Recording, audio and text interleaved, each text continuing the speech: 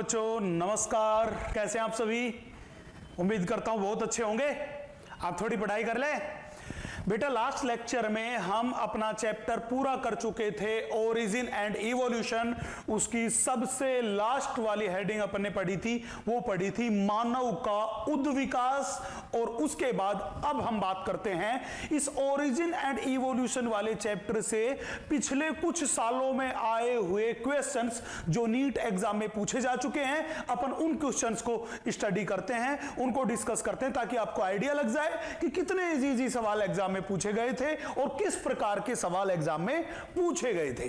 चलें तो हम शुरू करें। देखें, हम बच्चे यहां पे क्वेश्चन डिस्कशन कर रहे हैं किसका? ओरिजिन एंड इवोल्यूशन के प्रीवियस ईयर के एग्जाम में आए हुए क्वेश्चन। Let's start. हम शुरू करते हैं। देखिएगा, सबसे पहला क्वेश्चन, जब कभी विभिन्न वंशवृत्तों की दो स्पीसीज अनुकूलनों के कारण एक दूसरे के समान दिखाई देने लगती है, वर्ड पे ध्यान देना, समान दिखाई देने लगती है, तो इस परिघटना को क्या कहते हैं?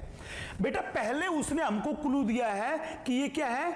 विभिन्न वंशवृत्त, मतलब एंसिस्टर जो है, उसके पूर्वज जो है, वो पूर्वज एक समान नहीं है। तो विभिन्न वंशवृत्त का मतलब होता है, वो मतलब होता है कि इनके पूर्वज जो है वो क्या है? भिन्न है। तो मैंने बोला ये बात कर रहा है भिन्न पूर्वज की।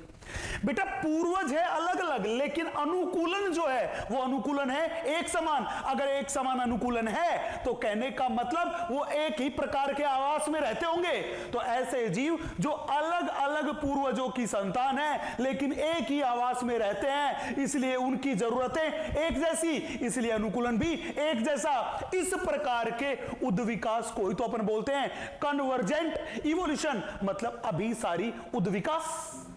यस कि नो? तो ऑप्शन में देखिए, पहला अपसारी उद्विकास गलत, सूक्ष्म विकास गलत, सह विकास गलत, अपने पास आंसर क्या गया? अभिसारी विकास। चलो भैया मैं आगे, यहां तक की बात में कोई दिक्कत नहीं है। अगला देखिएगा, ये कह रहा है रासायनिक विकास की संकल्पना किस पर आधारित है? आपको पता है कि केमिकल इवोल्यूशन थ्योरी जो थी वो किसने दी थी? ओपेरिन एंड हेल्डेन ने ये थ्योरी दी थी। और ये थ्योरी ने क्या कहा था? इस थ्योरी ने ये कहा था कि आदि महासागरों के जल में नॉन लिविंग ऑर्गेनिक कार्बनिक अणुओं के संयोजन से प्रथम जीव की उत्पत्ति हुई थी। यही तो बात कही थी। चलिए देखते हैं क्या कह रहा है। रसायनों का क्रिस्टलीकरण नहीं, गलत बात है। इसने कहा तीव्र गर्मी में जलवायु तथा मिट्टी की परस्पर क्रिया, यह बात भी गलत बात है। मिट्टी का तो उसमें कोई रोल ही नहीं था। रसायनों पर सौर विकिरणों का प्रभाव, सौर विकिरणें जो थी वो एनर्जी के सोर्स का काम कर रही थी। लेकिन उसने किस चीज को समझाया था कि धरती पे पहला जीवन आया वो रासायनिक पदार्थों के संयोजन से आया। ये बात तो सही है, लेकिन इस थ्योरी का कंक्लूजन जो था, मेन बेस ये नहीं था। क्या था? उपयुक्त पर्यावरण परिस्थितियों में रसायनों के संयोजन द्वारा जीवन का संभावित उद्भव। ये बात एकदम सही है कि उन्होंने यही बताया था कि धरती पर प्रथम जीवन की उत्पत्ति कैसे हुई। इसलिए उत्तर क्या हो गया? उत्तर इसका हो गया 4। चले भैया आगे मूव करते हैं। नेक्स्ट क्वेश्चन देखिए, तीसरा क्वेश्चन ये कह रहा है औद्योगिक अतिकृष्णता। आपको पता है औद्योगिक अतिकृष्णता को इंग्लिश में बोलते हैं इंडस्ट्रियल मिलेनिज्म। और इंडस्ट्रियल मिलेनिज्म जो था ये प्राकृतिक वर्ण का उदाहरण पड़ा था, सबसे पहला उदाहरण। हाँ, जैसा कि यह पेपर मोथ में देखी गई से सिद्ध होता है। ये कह रहा है कि औद्योगिक अतिकृष्णता किस में देखी गई? हमने पेपर मोथ में देखी थी, जिसको हमने बोला था सलब। पेपर मोथ को क्या बोला था? सलब। ये सलब जो थी, ये सलब कितने प्रकार की थी? ये 2 प्रकार की थी। पहली थी अपने पास, वो थी अपने पास सफेद रंग वाली, और दूसरी थी अपने पास, वो थी अपने पास काले रंग वाली। हाँ कि ना? यस कि नहीं? हमने बताया था कि औद्योगिकरण से पहले सफेद रंग वाली मोथ जो थी उनकी संख्या ज्यादा थी। क्यों? क्योंकि वो मोथ उस वातावरण में रहने के लिए ज्यादा अनुकूलित थी। उनका कैमोफ्लेज हो रहा था, वो अपने आप को छिपा पा रही थी सफेद रंग के बैकग्राउंड में। जबकि औद्योगिकरण के बाद जब पोल्यूशन बहुत ज्यादा बढ़ गया तो पादपों के तनों पे धुआं तथा कालिख जमा हो गया था, और वो कालिख जमा होने की वजह से अब काले रंग की मोथ जो थी वो ज्यादा अनुकूलित हो गई, क्योंकि परभक्षी उनको नहीं देख पा रहा था। अब हमने आपको बताया था कि म्यूटेंट रूप जो है, म्यूटेशन से जो पैदा हुआ वो कौन सा था? काले रंग का पैदा हुआ। चलो भैया मैं आगे, हाँ कि ना? मतलब वाइल्ड वाला, प्योर वाला कौन सा था? सफेद। सफेद में म्यूटेशन हुआ, उस वजह से कैसा पैदा हुआ? काला। अब यही देख रहे हैं, ये क्या कह रहा है? वास्तविक काले अतिकृष्ण मोथ, काले रंग वाले मोथ एक पुनरावर्तिक यादृच्छिक उत्परिवर्तन से पैदा हुए। बिल्कुल सही बात है। सफेद वाले मोथ में लगातार थोड़े थोड़े उत्परिवर्तन होते रहे होंगे, जिनसे कैसे रंग के मोथ पैदा हो गए? काले रंग के। तो मैंने कॉपी में लिखवाया था, नोट्स में बताया था कि काले रंग वाले जो है वो प्रभावी तथा म्यूटेंट है, डोमिनेंट तथा म्यूटेंट फॉर्म है। चले भैया, सही बात है। दूसरा, अतिकृष्ण मोथ मतलब काले रंग वाले मोथ को औद्योगिक क्षेत्र में हल्के रंग के मोथ की तुलना में कोई चयनात्मक लाभ नहीं मिलता। यह बात गलत है। औद्योगिक क्षेत्र में इंडस्ट्रियलाइजेशन के बाद तो नंबर किसके ज्यादा थे? काले रंग के ज्यादा थे। उन्हें अपने काले रंग होने का लाभ मिल रहा था, क्योंकि उन्हीं का प्राकृतिक वर्ण हो रहा था। दूसरी बात क्या होगी? गलत होगी। तीसरा, हल्के रंग के मोथों को ना तो प्रदूषित औद्योगिक क्षेत्र में और ना ही अप्रदूषित क्षेत्र में कोई चयनात्मक लाभ मिलता। यह बात भी गलत है, क्योंकि मैंने बोला कि प्रदूषण रहित क्षेत्र में, जिसमें इंडस्ट्री नहीं है, उस क्षेत्र में सफेद रंग वाले मोथ जो होते हैं उनका प्राकृतिक वर्ण होता है। जबकि प्रदूषित क्षेत्र में, जहां पे खूब सारे औद्योगिकरण है, अपने पास खूब सारी फैक्ट्रियां है, वहां पे काले रंग वाले को लाभ मिलता है। तो ये वाली बात गलत है। अगला देखना, अतिकृष्णता एक प्रदूषण जनित लक्षण है। नहीं, अतिकृष्णता जो थी मतलब काले रंग वाली जो ये सलभ थी, मोथ थी, इनकी उत्पत्ति की जगह, उत्पत्ति की वजह जो है वो वजह है उत्परिवर्तन। वो पोल्यूशन की वजह से उत्पन्न नहीं हुई, वो किसकी वजह से? उत्परिवर्तन की वजह से हुई। इसलिए ये बात भी क्या है? गलत। तो उत्तर क्या हो गया? उत्तर अपने पास हो गया फर्स्ट। चलो भैया मैं आगे, अगली बात देखना। ये कह रहा है आदि जीवों जैसे कोजरवेट्स, माइक्रोस्फीयर। आपको पता है कोजरवेट माइक्रोस्फीयर्स को ही तो अपन बोल रहे थे प्रोटोबायोन्ट, इन्हीं को तो बोल रहे थे प्रोटोबायोन्ट्स। और मैंने बोला था कि प्रोटोबायोन्ट्स जो है ये मेरे पास क्या है? ये मेरे पास भीमकाय अणुओं का एक समूह है, जो कि लिपिड मेम्ब्रेन से, वसा झिल्ली से आवृत नहीं होता, और ना ही उनमें रिप्रोडक्शन की क्षमता होती है। तो देखिएगा क्या बात कर रहा है? आदि जीवों कोजरवेट माइक्रोस्फीयर की विशिष्टताओं के विषय में, जैसा कि जीवन के अजीवीय उद्भव के बारे में विचारा जाता है। क्या बात गलत है? गलत बात बताना है। अब सबसे गलत तो बात है कि भैया उसमें रिप्रोडक्शन नहीं होता था, उसमें मेटाबॉलिज्म हो रहा था। वो कुछ ग्रोथ भी दिखा रहे थे, लेकिन उनमें रिप्रोडक्शन कभी भी नहीं था। तो देखना, वे अपने परिवेश से अंशतः पृथक हो चुके थे। हाँ, बिल्कुल सही बात है कि वो सराउंडिंग से थोड़ा अलग होकर उन्होंने क्लस्टर बना लिया था, कोलोइड ड्रॉप लाइक स्ट्रक्चर बना ली थी। दूसरा, वे अपने भीतर एक आंतरिक पर्यावरण कायम बनाए रख सकते थे। यस, उसके अंदर आंतरिक पर्यावरण था, वो कायम बनाया रखा था। तभी तो वो क्या काम कर रहे थे? वातावरण से कुछ चीजों को एब्जॉर्ब करने की क्षमता रख रहे थे। उनके अंदर का एटमॉस्फेयर जो था वो कुछ अलग था, सजीव जैसा बनने लग गया था, लेकिन वो सजीव नहीं थे। तीसरा, वे जनन कर सकने योग्य हो गए थे। यह बात एकदम गलत है, क्योंकि प्रोटोबायोन्ट में कभी भी रिप्रोडक्शन नहीं होता था। क्यों नहीं होता था? क्योंकि उनके अंदर जो जेनेटिक मटेरियल था उसमें रिप्लिकेशन की एबिलिटी नहीं थी। नेक्स्ट, वे अपने परिवेश से अणु संयोजनों को पृथक कर सकते थे।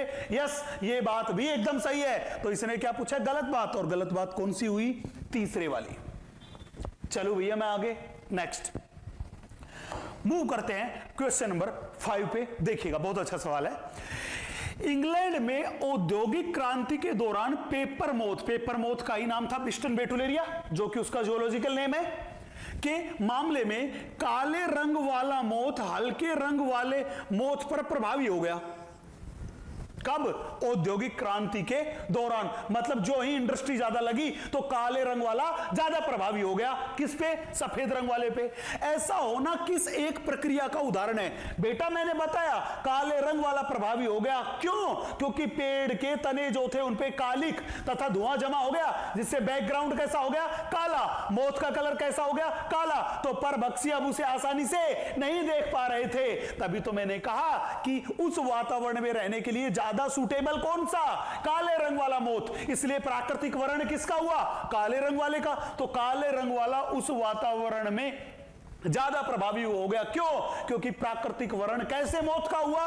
काले रंग वाले का। देखते हैं ये क्या कह रहा है। पहले ऑप्शन में अधिक काले पर्यावरण के कारण अर्जित काले रंग लक्षण की वंशागति हो गई। क्या बोल रखा है? अर्जित काले रंग लक्षण की वंशागति हो गई। बहुत बहुत ध्यान से देखना, अगला सुनना। प्राकृतिक चयन जिसके द्वारा अधिक काले मोथों का चयन हुआ। यह बात तो सही नजर आ रही है, हमने यही तो बोला आपसे, हाँ कि ना? नेक्स्ट, अधिक काले रंग वाले मोथों का प्रकट होना बहुत कम धूप होने के कारण हुआ। यार ये बात भी हजम नहीं हो रही, क्योंकि काले रंग के मोथ जो थे वो प्रकट हुए थे किसकी वजह से? अनुकूलन की वजह से, कैमोफ्लेज की वजह से, क्योंकि वातावरण बदल गया था। नेक्स्ट, सुरक्षाकारी अनुवरण के कारण नहीं, उन्होंने कोई भी मिमिक्री शो नहीं की थी। तो और पहले वाले में क्या बोल रखा है? अर्जित काले रंग का लक्षण जो था, वो काले रंग का लक्षण जो था वो अर्जित लक्षण नहीं था, तो वो वंशागत लक्षण था, जो कि म्यूटेशन से हुआ था, हर एक पीढ़ी से दूसरी पीढ़ी में जा रहा था, वो खुद विकसित नहीं हुए थे। इसलिए पहली बात भी गलत, तीसरी बात भी गलत, चौथी बात भी गलत। सही बात कौन सी? सेकंड वाली। इसलिए उत्तर क्या हुआ? 2। चले भैया अपन आगे। नेक्स्ट, अगला सवाल देखिएगा। ये कह रहा है डार्विन के फिंच पक्षी किस एक के अच्छे उदाहरण है? भैया डार्विन फिंचेज सबसे अच्छा उदाहरण है अनुकूली विकिरण का, या मैं कहूं एलोपैट्रिक स्पेसिएशन का। तो देखिए, अनुकूली विकिरण, अभिसारी क्रम विकास गलत, औद्योगिक अति मिलनहीनता गलत बात, संयोजी कड़ी गलत बात, अनुकूली विकिरण सही बात। एडेप्टिव रेडिएशन का उदाहरण है, बहुत फेमस उदाहरण है। चले, और ये एडेप्टिव रेडिएशन जो थी, मतलब डार्विन फिंचेज की विभिन्न प्रजातियां जो रहती थी वो गैलापागोस आइलैंड पे रहती थी। चले भैया आगे चले। सवाल है निम्न में से कौन सही है? सही बात को आप लोगों को बताना है, बहुत ध्यान से देखिएगा। पहला कह रहा है शेर एवं तेंदुआ अभिसारी विकास को प्रदर्शित करते हैं, गलत बात है। ये दोनों के दोनों अपसारी दैट इज डाइवर्जेंट इवोल्यूशन को दर्शाते हैं। चले, दूसरा है बिस्टन बेटुलेरिया के द्वारा कैमोफ्लेज का प्रदर्शन होता है। बिस्टन बेटुलेरिया के द्वारा कैमोफ्लेज का प्रदर्शन होता है। बेटा बिस्टन बेटुलेरिया जो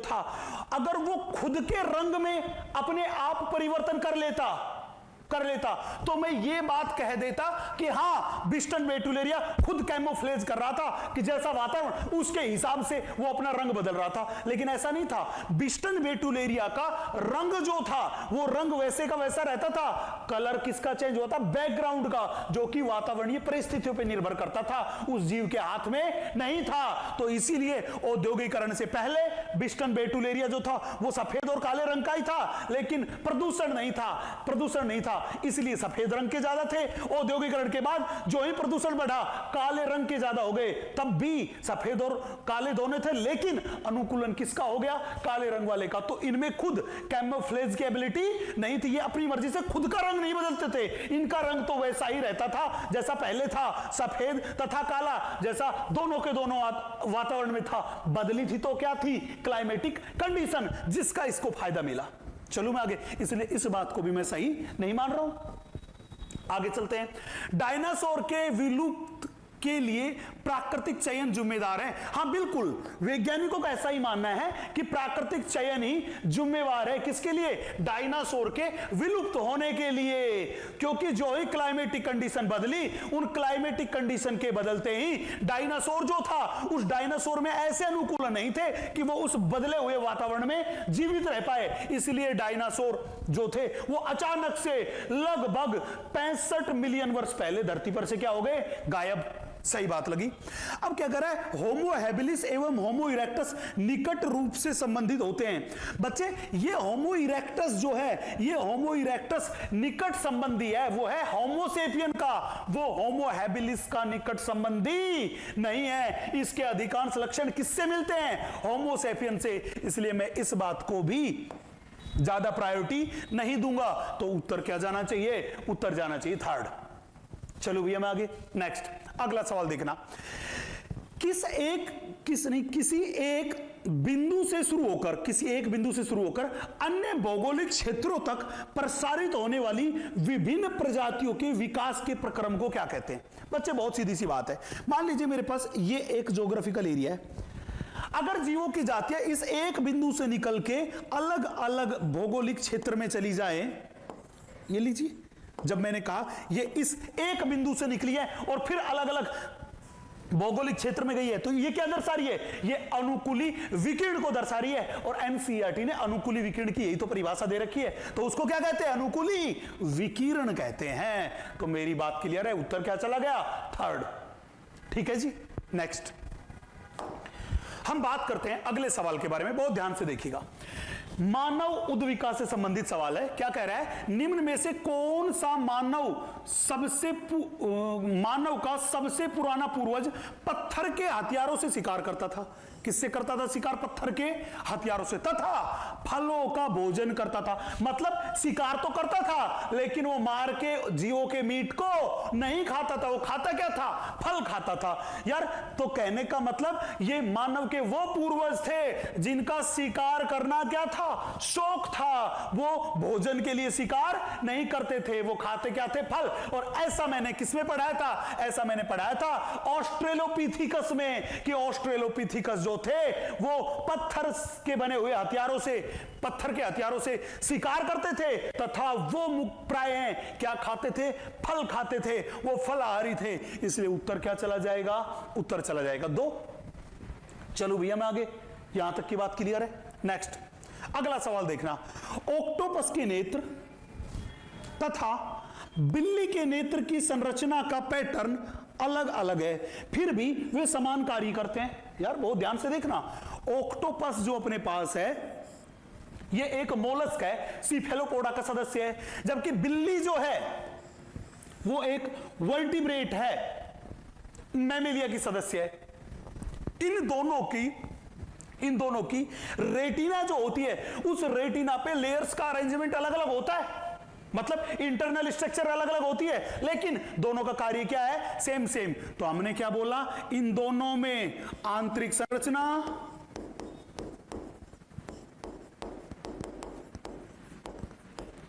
ये आंतरिक संरचना क्या थी?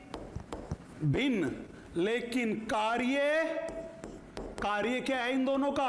कार्य इन दोनों का है एक समान। आंतरिक संरचना भिन्न, कार्य एक समान। तो ऐसे अंगों को क्या बोलते हैं? ऐसे अंगों को बोलते हैं बेटा समवर्ती अंग। क्या बोलते हैं? समवर्ती अंग। तो ये कैसे अंगों के उदाहरण है? समवर्ती अंगों के उदाहरण है। और समवर्ती अंग कैसा इवोल्यूशन दर्शाते हैं? कन्वर्जेंट, दैट इज अभिसारी इवोल्यूशन दर्शाते हैं। हाँ कि ना? तो देखिए ऐसा ऑप्शन, समवर्ती अंग तथा इवोल्यूशन कैसा? अभिसारी। देखिए पहला, समवर्ती अंग जो अपसारी विकास का कारण है, गलत बात है। दूसरा, समजात अंग जो अभिसारी विकास के कारण विकसित हुए, गलत बात, समजात नहीं, कैसे हैं, समवर्ती। तीसरा, समजात अंग का जो अपसारी विकास के कारण हुए, गलत बात, समवर्ती अंग का जो अभिसारी विकास के कारण विकसित हुए, ये क्या हुआ है बात, एकदम सही। चलो भैया, मैं एनसीईआरटी का ही एग्जांपल है, कोरिलेट करना है और आंसर करना है। चलो मैं आगे, अगला सवाल देखिएगा।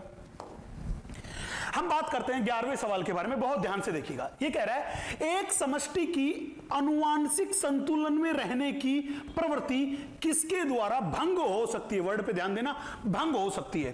बेटा ये सवाल जो है ये हार्डी-विनबर्ग नियम से संबंधित है। हार्डी-विनबर्ग ने क्या कहा था, हार्डी-विनबर्ग ने कहा था कि सबसे पहली चीज होनी चाहिए रैंडम मैटिंग,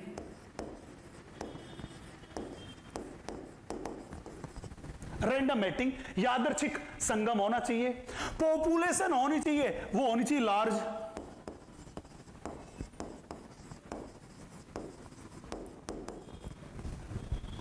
पॉपुलेशन क्या होनी चाहिए, लार्ज, तथा इवोल्यूशनरी फैक्टर, वेरिएशन के सोर्स जो थे, मैंने दूसरा बोला, किसने बोला कि इवोल्यूशनरी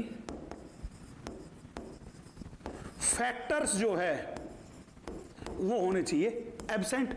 अगर ये तीनों की तीनों कंडीशन होती है तो जीन की और एलील की फ्रीक्वेंसी क्या होगी, तो इसने बोला था कि एलील की फ्रीक्वेंसी वो रहेगी बेटा कांस्टेंट, वो क्या रहेगी, वो रहेगी कांस्टेंट, हां कि ना, देखिएगा तो पहली कंडीशन है, ये क्या कर रहा है, यादृच्छिक संगम का अभाव नहीं, रैंडम मैटिंग तो होनी चाहिए, इसने लिख दिया अभाव, मतलब ये कह रहा है कि रैंडम मैटिंग नहीं हो, तो ये वाली बात जो होगी, ये वाली बात अगर होगी तो हार्डी-विनबर्ग का नियम अप्लाई नहीं होगा, और नहीं होगा तो एलील्स की फ्रीक्वेंसी कांस्टेंट नहीं होगी। और ये भी तो क्या कह रहा है कि एलील की फ्रीक्वेंसी जो है वो कांस्टेंट नहीं रहनी चाहिए, मतलब अनुवांशिक संतुलन नहीं बना रहना चाहिए जीन पूल का, यही तो बात कह रहा है। इसलिए मैंने कहा कि इसका उत्तर क्या जाना चाहिए, पहला। दूसरा, यादृच्छिक संगम द्वारा, यादृच्छिक संगम होगा तो फ्रीक्वेंसी कांस्टेंट रहेगी, वो भंग नहीं होगी। प्रवासन का अभाव, प्रवासन जो था, जीन माइग्रेशन जो था, वो जीन माइग्रेशन अपने पास एक इवोल्यूशनरी फैक्टर था जिसकी वजह से जेनेटिक ड्रिफ्ट हो रही थी, और जेनेटिक ड्रिफ्ट होगी तो विभिन्नताएं उत्पन्न होगी, तो मतलब ये अगर इसका अभाव होगा, अगर इसका अभाव होगा तो हार्डी-विनबर्ग नियम अप्लाई होगा। उत्परिवर्तन का अभाव, अगर उत्परिवर्तन भी नहीं होगा तो भी उत्परिवर्तन किसका क्या था, एक इवोल्यूशनरी फैक्टर और विभिन्नताओं का सोर्स, उत्परिवर्तन के अभाव में भी हार्डी-विनबर्ग नियम अप्लाई होगा, और जब भी होगा अनुवांशिक संतुलन बना रहेगा, लेकिन हमें क्या करना है, भंग, तो इसलिए उत्तर क्या गया, पहला। चलो भैया मैं आगे, नेक्स्ट देखिएगा, नेक्स्ट देखिएगा। नेक्स्ट सवाल में क्या कह रहा है, डार्विन के अनुसार जैव विकास का कारण है, डार्विन के अनुसार जैव विकास का क्या कारण है। बेटा डार्विनिज्म की थ्योरी में याद करो, उसने सबसे पहले बोला था ओवर प्रोडक्शन की, हर एक जीव अगर मैक्सिमम रिप्रोडक्शन करता है तो जनसंख्या का विस्फोट होगा, ये थी आइडियल बात। लेकिन अगर हम मौसमी उतार चढ़ाव को छोड़ दें तो सामान्यतः जीवों की जनसंख्या जो होती है वो क्या होती है, नियत होती है, कांस्टेंट होती है। क्यों, क्योंकि प्राकृतिक संसाधन थे, नियम, वो प्राकृतिक संसाधन जो थे वो अपने पास लिमिटेड थे, सीमित थे, और प्राकृतिक संसाधनों को उपयोग में लेने के लिए जीवों के बीच कंपटीशन होता था, संघर्ष होता था, और वो संघर्ष जो था तीन प्रकार का था। पहला था अंतरजातीय, जो कि सबसे हानिकारक था क्योंकि वो एक ही जाति के जीवों के बीच एक ही प्रकार के पदार्थों के लिए हो रहा था। दूसरा था अंतरजातीय, अंतरजातीय जो था वो सबसे ज्यादा या सबसे मजबूत बल था इवोल्यूशन के लिए, और तीसरा था वातावरणीय, जो कि वातावरण और जीव के बीच हो रहा था। तो डार्विन के हिसाब से जैव विकास, ऑर्गेनिक विकास के लिए सबसे महत्वपूर्ण बल कौन सा था, वो था इंटर स्पेसिफिक कंपटीशन या इंटर स्पेसिफिक स्ट्रगल, जिसको बोलते हैं अंतरजातीय संघर्ष, जो कि विभिन्न जातियों के जीवों के बीच हो रहा था। इसलिए उत्तर क्या चला गया, थर्ड। बहुत इंपॉर्टेंट बात है, याद रखना। चलो भैया मैं आगे, नेक्स्ट क्वेश्चन नंबर 13 पे आइएगा, बहुत ध्यान से देखिएगा। ये कह रहा है एक समष्टि के अंदर जीन आवृत्तियों में भिन्नता संयोग से में भिन्नता संयोग से होती है बजाय प्राकृतिक वर्ण के द्वारा। ये क्या कह रहा है, अगर जीन पूल में जीन की फ्रीक्वेंसी में परिवर्तन बाई चांस हो, संयोग का मतलब क्या हुआ, संयोग का मतलब हुआ बाई चांस। कैसा हो, बाई चांस हो, जीन पूल में जीन की फ्रीक्वेंसी में परिवर्तन क्या हो, संयोगवश हो, बाई चांस हो, किसमें, एक रैंडमली मैटिंग करने वाली पॉपुलेशन में, और पॉपुलेशन का साइज क्या हो, छोटा। यही तो हमने पढ़ा था जेनेटिक ड्रिफ्ट की परिभाषा में। यस, तो यह क्या होगा, यह होगा जेनेटिक ड्रिफ्ट। तो यह क्या कह रहा है, इसे किसके लिए संदर्भित किया जा सकता है, इसको जेनेटिक ड्रिफ्ट के लिए किया जा सकता है। और जेनेटिक ड्रिफ्ट को ही हिंदी में क्या बोलते हैं, अनुवांशिक विचलन। इसी को हमने कह दिया जेनेटिक ड्रिफ्ट। चलो भैया हम आगे अगला सवाल देखिएगा, बहुत अच्छा सवाल है। 1000 व्यष्टियों की, व्यष्टियों नहीं व्यक्तियों की, 1000 व्यक्तियों की समष्टि में 360 जीन प्रारूप है। ये वाला मतलब 360 जो जीव है वो कैसे हैं, वो समयुग्मजी प्रभावी लक्षण वाले हैं। चलो भैया मैं आगे, नेक्स्ट 480 जो हैं जीव वो विषम युग्मजी प्रभावी लक्षण वाले हैं, जबकि 160 जो हैं वो समयुग्मजी अप्रभावी लक्षण वाले हैं। चलो हम आगे के अंतर्गत आते हैं। तो इस आंकड़े के आधार पर ए एलील की आवृत्ति क्या होगी, मतलब ए एलील की आवृत्ति पूछ रहा है, और ए क्या है, एक प्रभावी, और प्रभावी को रिप्रेजेंट करते हैं पी। तो ये क्या पूछ रहा है आपसे, कुल मिला के, ये आपसे कुल मिला के पी की वैल्यू कैलकुलेट करवाने की कोशिश कर रहा है। किसकी वैल्यू कैलकुलेट करवाने की कोशिश कर रहा है ये आपसे पी की वैल्यू कैलकुलेट करवाने की कोशिश कर रहा है, हाँ कि ना। ये जो संख्या आपको दे रखी है कैपिटल ए जीन प्रारूप की संख्या, अगर इस कैपिटल ए जीन प्रारूप की संख्या निकालें तो इसके निकालने के लिए हम पहले इनकी फ्रीक्वेंसी निकाल लें, हाँ कि ना। इस वैल्यू को यूज करके मैं पी स्क्वायर की फ्रीक्वेंसी निकाल सकता हूं, इस वैल्यू को यूज करके मैं क्यू स्क्वायर की फ्रीक्वेंसी निकाल सकता हूं, हाँ कि ना। करें कैलकुलेट, चलें देखें तो बहुत ध्यान से यहां पे देखिएगा। मैंने बोला कि मुझे, मैं इस सवाल को सॉल्व करता हूं, वो सॉल्व करता हूं, यहां पे देखिएगा, यहां पे सॉल्यूशन मैं इसका देता हूं, बहुत ध्यान से आप देखिएगा। मैंने बोला कि मुझे यहां पे निकालना है, वो निकालना है पी स्क्वायर की वैल्यू। अगर मुझे पी स्क्वायर की वैल्यू निकालनी है कि पी स्क्वायर की वैल्यू कितनी है, तो मैं क्या कर लूंगा, ए वाले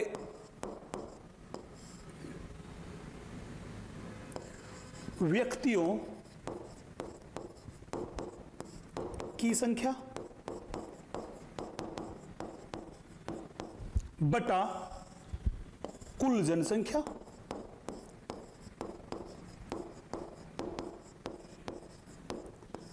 बटा कुल जनसंख्या कैलकुलेट कर लो। तो पी स्क्वायर की वैल्यू मेरे पास आएगी, वो पी स्क्वायर की वैल्यू क्या आएगी, मैंने कहा वो आएगी 360 बटा 1000, 360 बटा 1000। चले तो ये वैल्यू कितनी हुई पी स्क्वायर की, पी स्क्वायर की वैल्यू हुई 0.36।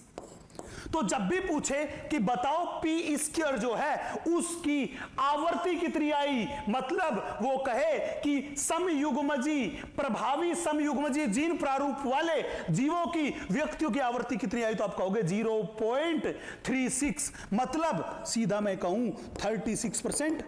अगर इसको 100 से गुणा कर देंगे तो परसेंटेज निकल जाएंगे, हाँ कि ना। इसी तरह अगर आप इसको यूज करना चाहो तो इसको भी यूज कर सकते हो। यहां पे क्या निकाल लो, क्यू स्क्वायर की वैल्यू बिल्कुल 160 बटा में 1000, और क्यू स्क्वायर की वैल्यू आप निकाल सकते हो। लेकिन मैं तो इसी से सारे की सारा काम कर लूंगा।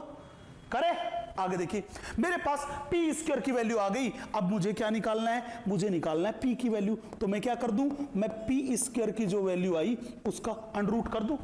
जब उसका अनरूट करूंगा तो मेरे पास कितने का 0.36 जो था इसका मैंने कर दिया अनरूट। जब 0.36 का अनरूट किया तो p की वैल्यू आई, p बराबर 0.6। p की वैल्यू जो आई वो p की वैल्यू क्या आई 0.6, और मेरे को निकालना भी क्या था p की वैल्यू, इसलिए आंसर क्या हो गया 0.6, मतलब आंसर हो गया थर्ड। चलो भैया मैं आगे, हाँ जी कोई दिक्कत नहीं है। नेक्स्ट अगले सवाल को देखिए। अगला सवाल क्या कह रहा है, बिल्ली और छिपकली के अग्रपाद चलने का काम करते हैं, बिल्कुल सही बात है। व्हेल के अग्रपाद तैरने और चमगादड़ के अग्रपाद उड़ने के लिए होते हैं। यह किसका उदाहरण है बेटा, याद करो एनसीईआरटी ने दे रखा था मनुष्य, चीता, मनुष्य के बारे में बात कर रखी थी, चीते के बारे में बात कर रखी थी, घोड़े के बारे में बात कर रखी थी, ब्लू व्हेल के बारे में बात कर रखी थी, और ये सब के सब किसके उदाहरण थे, ये अपने पास थे समजात अंगों के उदाहरण। और समजात अंग जो थे वो समजात अंग वो अंग थे जिनकी उत्पत्ति तथा आंतरिक संरचना तो होती है एक समान, और कार्य क्या थे अलग अलग, जो किसके फलस्वरूप पैदा हुए थे, जो कि अपसारी विकास डाइवर्जेंट इवोल्यूशन की वजह से पैदा हुए थे। तो ये सारे के सारे किसका उदाहरण है, ये सारे के सारे समजात अंगों का उदाहरण है, इसलिए उत्तर क्या चला गया थर्ड। ध्यान रखना कंफ्यूजन आएगा, समजात अंग की अनुकूली विकिरण, बेटा ये समजात अंग दर्शा रहे हैं, और समजात अंग किसकी वजह से पैदा हुए, डाइवर्जेंट इवोल्यूशन की वजह से पैदा हुए, मतलब अनुकूली विकिरण की वजह से पैदा हुए। चलो मैं आगे नेक्स्ट, तो ध्यान रखना उत्तर क्या जाएगा समजात अंग। अगला सवाल देखिएगा, निम्नलिखित में से कौन सी समवर्ती संरचनाएं हैं। समवर्ती संरचना कौन सी होती है, जिनकी आंतरिक संरचना अलग अलग, कार्य एक समान। देखो चमगादड़ के पंख और कबूतर के पंख, चमगादड़ और कबूतर के जो पंख है वो समजात अंगों के उदाहरण है, क्योंकि दोनों के दोनों अग्रपाद का रूपांतरण है। दूसरा, प्रॉन के गिल्स तथा मनुष्य के फेफड़े, बेटा प्रॉन्स के गिल्स तथा मनुष्य के फेफड़े हैं, इन दोनों की आंतरिक संरचना क्या है अलग अलग, लेकिन कार्य दोनों का एक समान, दोनों ही श्वसन में सहायक है, इसलिए मैंने कहा ये जो मेरे पास है ये समवर्ती अंग का एग्जाम्पल है। अगला देखते हैं, बोगनवेलिया के कांटे तथा कुकुरबीटा के तंतु, ये दोनों के दोनों हैं, इन दोनों की उत्पत्ति जो है वो अक्षीय कलिका से, ऑक्सिलरी बड से होती है, लेकिन दोनों के कार्य अलग अलग, जो उत्पत्ति समान और कार्य अलग अलग, इसका मतलब ये हुए समजात अंग। अंतिम वाला देखना, डॉल्फिन के फ्लिपर्स तथा घोड़े के पैर, ये दोनों के दोनों अग्रपाद के रूपांतरण है, मतलब उत्पत्ति और आंतरिक संरचना एक जैसी, कार्य अलग अलग, मतलब किसका उदाहरण समजात का। तो समवर्ती का कौन सा हुआ, सेकंड वाला ऑप्शन, दैट इज प्रॉन के गिल्स तथा मनुष्य के फेफड़े।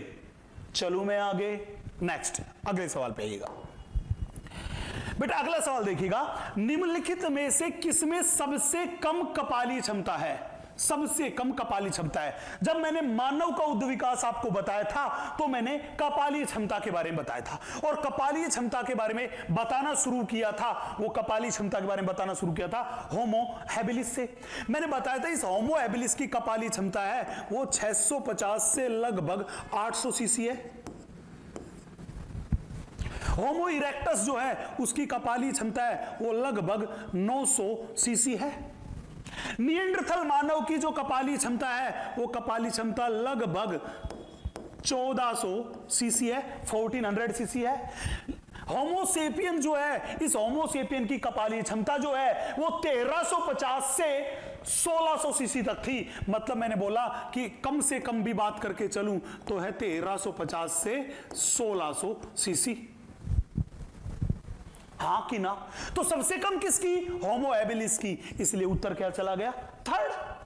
चले भैया अपना आगे नेक्स्ट, अगला सवाल देखना, लैंगिक प्रजनन ध्यान पे देना, लैंगिक प्रजनन वाले जीव की जनसंख्या में आनुवांशिक भिन्नता का सबसे सामान्य प्रक्रम निम्नलिखित में से कौन सा है। बच्चे आप ध्यान दीजिए कि ऐसे जीव जो लैंगिक प्रजनन करते हैं उनमें युग्मक निर्माण के समय मियोसिस होता है, अर्धसूत्री विभाजन होता है, और अर्धसूत्री विभाजन में जीन पुनर्योजन होता है, जिसको हम कहते हैं क्रॉसिंग ओवर। और वो जीन में जो क्रॉसिंग ओवर है, जीन पुनर्योजन है, वो पुनर्योजन ही विभिन्नताओं का स्रोत है, जिसकी वजह से थोड़ी थोड़ी विभिन्नताएं उत्पन्न होती है। इसलिए हमने बोला पुनर्योजन उसका सोर्स है। चलो भैया मैं आगे, हां कि ना चले। ये बात जो है ये आप डायरेक्टली सेल डिवीजन वाले पोर्शन में बताई जाती है आप लोगों को। चलो मैं आगे, अगला सवाल देखिए। पक्षी के पंख और कीट के पंख, पक्षी के पंख और कीट के पंख। बच्चा देखिए, पक्षी के पंख जो है, पक्षी के जो पंख है ये क्या है? पक्षी के पंख अपने पास अग्रपाद के रूपांतरण है।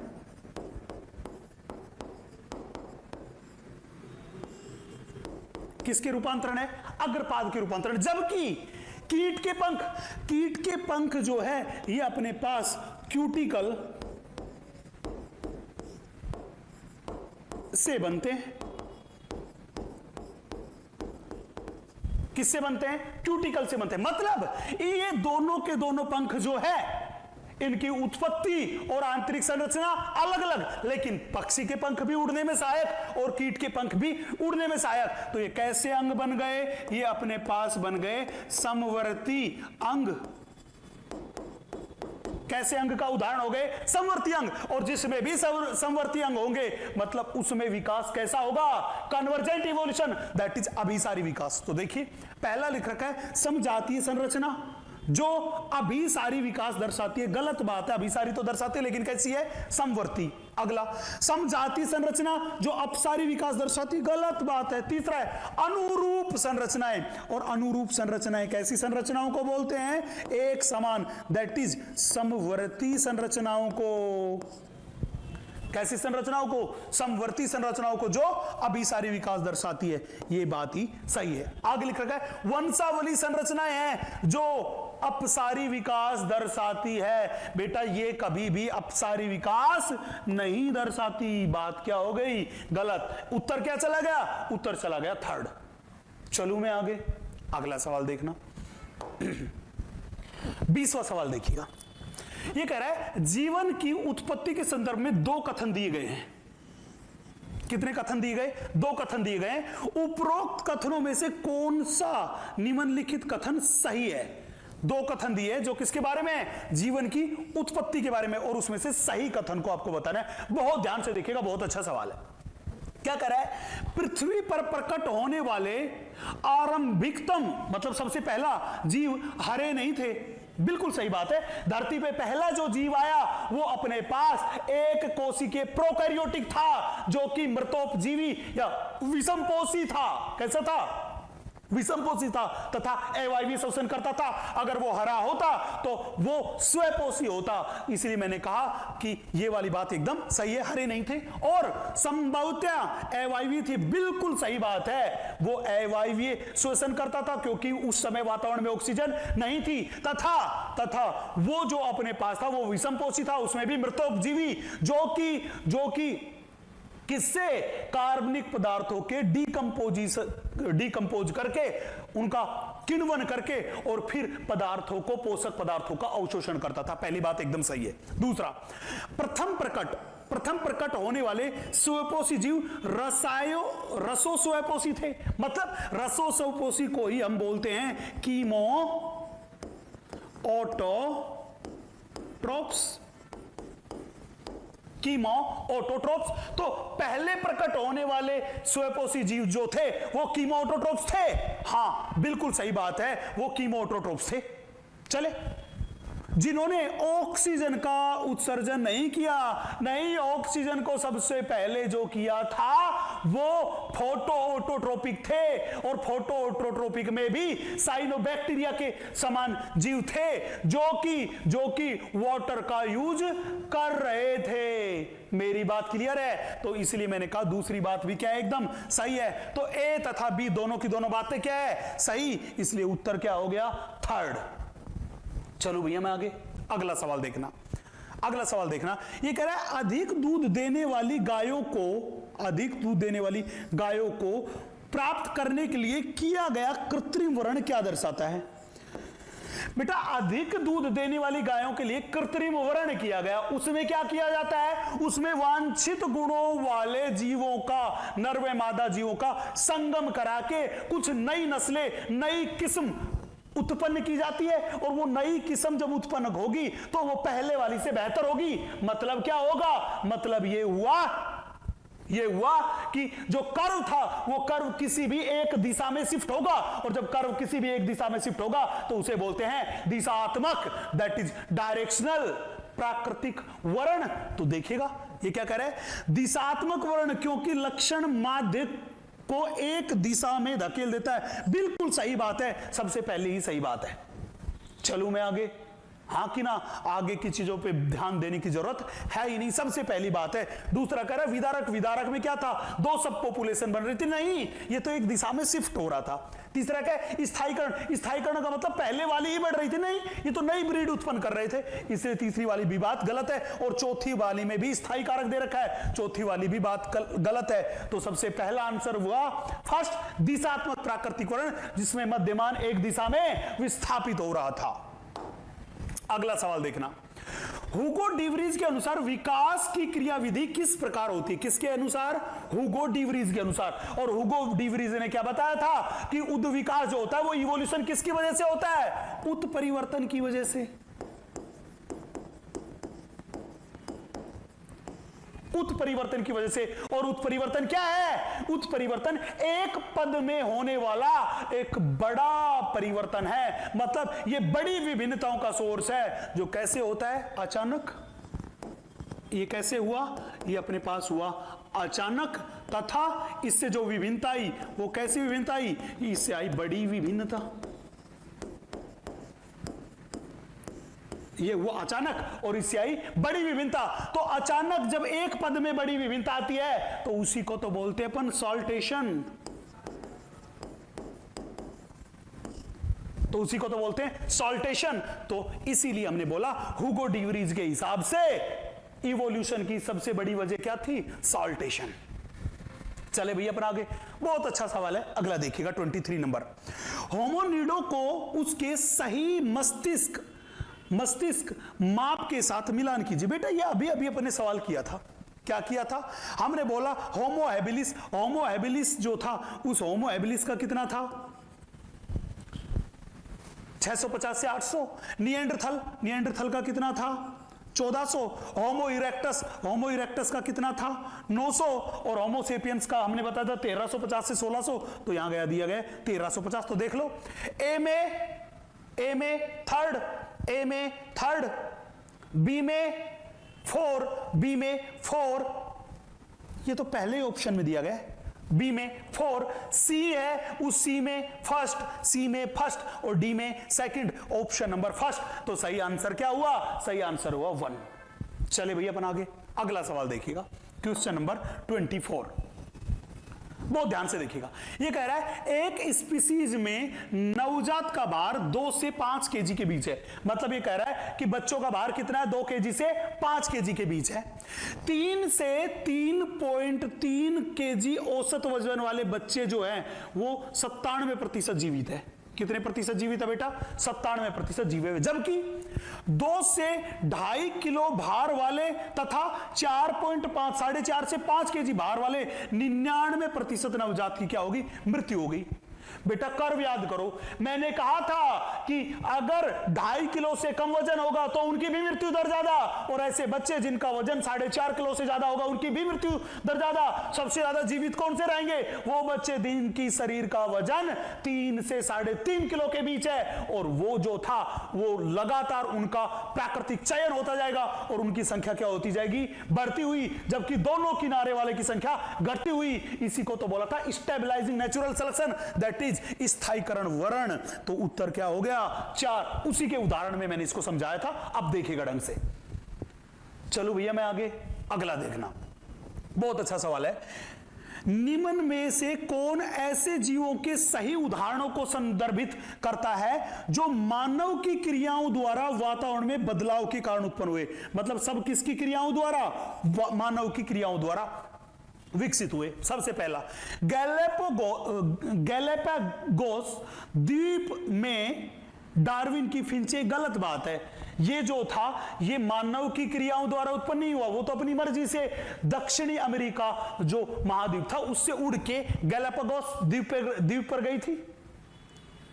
चले नेक्स्ट, खरपतवारों में शाकनाशी का प्रतिरोध, सही बात है, मैंने बताया था खरपतवारों पे शाकनाशी किसने छिड़काव किया? मानव ने, जिसकी वजह से प्रतिरोध उत्पन्न हुआ। फिर एसिम केंद्रकों में दवाइयों का प्रतिरोध, जो प्रोकैरियोट्स जो थे उनमें दवाइयों का प्रतिरोध, बैक्टीरिया में किसी चीज का रेजिस्टेंस, एंटीबायोटिक का रेजिस्टेंस, मेडिसिन का, ड्रग का रेजिस्टेंस हुआ, वो ड्रग किसने दी? मनुष्य ने, मानव की क्रिया थी, सही बात है। तीसरा, मानव द्वारा बनाई गई पालतू पशु जैसे कुत्ते की नस्लें, बेटा कुत्ते की नस्लें, ये दोनों के दोनों जो है ये किसका उदाहरण है? ये उदाहरण है नेचुरल सिलेक्शन का। जबकि मानव ने जो विभिन्न पशुओं की नस्लें बनाई, कुत्ते की विभिन्न नस्लें बनाई, भैंस गायों की बनाई, भेड़ की बनाई, मुर्गी बनाई, वो सारे के सारे किसका उदाहरण है?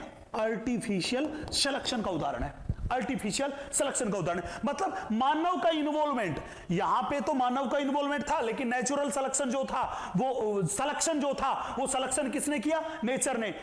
यहां पे मानव को नेचुरल सिलेक्शन का, मानव को सिलेक्शन का अधिकार नहीं था, जबकि इस वाले में क्रिया भी मानव ने की और सिलेक्शन भी किसने किया? मानव ने। तो इसके परिणाम जो थे ऊपर वाले के, वो मानव के हिसाब से नहीं थे, लेकिन इसके परिणाम किसके हिसाब से थे? मानव के हिसाब से, क्योंकि ये एक मैन मेड प्रोसेस था। चलो भैया मैं आगे, तो अब ऑप्शन देख लेते हैं। देखिए पहले में दे रखा है ए एंड सी, गलत बात है, ए और सी तो नहीं हो सकता, सी वाला हो सकता है लेकिन ए वाला नहीं हो सकता। दूसरे में देखना बी सी एंड डी, हाँ अच्छा ऑप्शन है B and C. B C D तीनों के तीनों मानव की क्रियाएं से है, लेकिन बी और सी में तो होता है नेचुरल सिलेक्शन और डी में होता है आर्टिफिशियल सिलेक्शन। अगला देखते हैं, केवल डी, नहीं केवल डी तो नहीं हो सकता, बी और सी भी तो है। नेक्स्ट, केवल ए भी नहीं हो सकता, तो इसलिए पूछेगा कि मानव की क्रिया किसमें हुई? मानव की क्रिया तो बी में भी हुई, सी में भी और डी में भी हुई, लेकिन डिफरेंस क्या था? बी और सी में नेचुरल सिलेक्शन हुआ, जबकि डी में आर्टिफिशियल सिलेक्शन। इसलिए अपन आंसर क्या दे देंगे? आंसर दे देंगे सेकंड, उत्तर चला जाएगा सेकंड। चलो भैया मैं आगे, नेक्स्ट अगला सवाल देखिएगा, ये क्या है? पेंगुइन तथा डॉल्फिन के पक्ष, पेंगुइन तथा डॉल्फिन के पक्ष, जो उनके फ्लिपर्स जो थे, फ्लिपर्स उदाहरण है। बेटा आपको पता है ये सीधा एनसीईआरटी का है, पेंगुइन तथा डॉल्फिन के जो फ्लिपर्स है उनकी आंतरिक संरचना अलग अलग, लेकिन दोनों का कार्य एक समान, दोनों तैरने में सहायता करते हैं। तो आंतरिक संरचना अलग लेकिन कार्य समान, तो ये कैसे अंग हुए? ये अपने पास हुए बेटा, वो अपने पास हुए समवर्ती अंग। और समवर्ती अंगों का पाया जाना किसका परिणाम है? वो कन्वर्जेंट इवोल्यूशन, अभिसारी उद्ध विकास का परिणाम है। तो उत्तर हो गया पहला, अभिसारी विकास दर्शाते हैं, उसी का परिणाम है। चलो भैया मैं आगे, अगला सवाल देखना 27 नंबर। क्रमागत उन्नति के लिए भ्रूणीय प्रमाण को किसने अस्वीकार किया?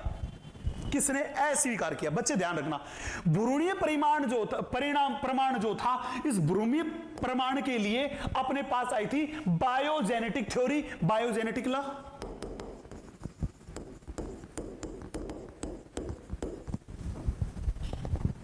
जो किसने दिया था? वो दिया था अर्नेस्ट हैकेल ने। किसने दिया था? अर्नेस्ट हैकेल ने। उसने कहा था कि जीव भ्रूणीय परिवर्तन के दौरान अपने पूर्वजों की वयस्क अवस्था के लक्षण को दर्शाता है, हाँ कि ना? और इस बात को गलत प्रूव किसने किया था? वॉन बेयर ने, कार्ल अर्नेस्ट वॉन बेयर ने। और बेयर जो था, इसी को तो बोलते हैं फादर ऑफ एम्ब्रियोलॉजी। यही तो मेरे पास क्या है? यही तो अपने पास है फादर ऑफ एम्ब्रियोलॉजी। और इसने क्या बताया था? इसने कहा था कि जीव जो होता है वो अपने पूर्वज भ्रूणीय परिवर्तन के दौरान अपने पूर्वजों के वयस्क अवस्था के लक्षणों को नहीं दर्शाता। जीव में सरल जो अपने पास सिंपल कैरेक्टर्स है वो पहले प्रकट होते हैं, और स्पेसिफिक कैरेक्टर है वो बाद में प्रकट होते हैं। चलो भैया मैं आगे, सीधी एनसीईआरटी की बात है, देखिएगा आगे।